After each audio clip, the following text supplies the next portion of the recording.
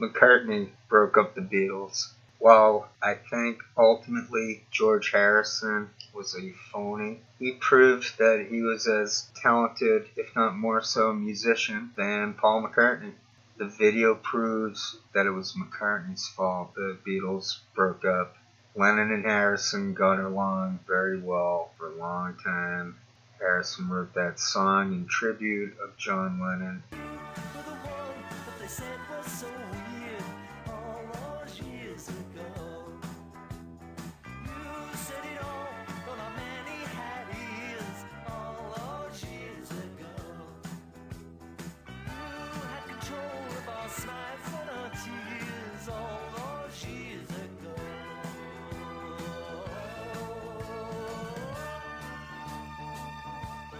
Now, while I take a few rips at George Harrison, I admit he was not a half bad guy. I just think he was a phony.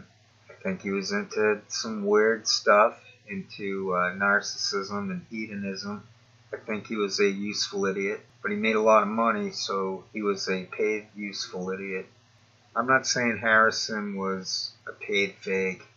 He was a phony. He was, I said what I think he was. McCartney was trying to be a regular guy. He had the voice, or he had the brand.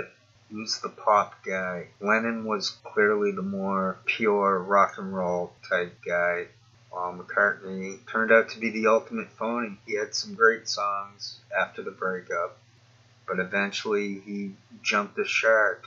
He had silly love songs. He would have something about having a wonderful Christmas time.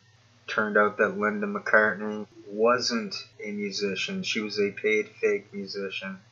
Yoko was at least probably seemingly a real artist. One may not like her style, but I think she wasn't a fake.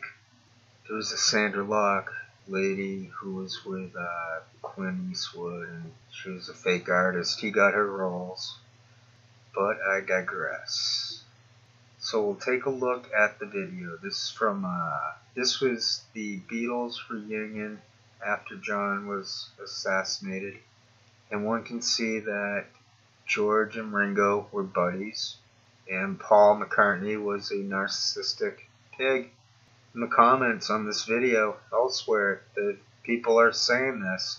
This is not a scoop. This is the truth. Paul McCartney was a triple F, they're called. I don't curse anymore, or I use code. He was the proverbial fat F face. That's called a triple F. Ringo couldn't care less about becoming a great musician. He probably lucked himself into some hits. I don't know how he pulled that off.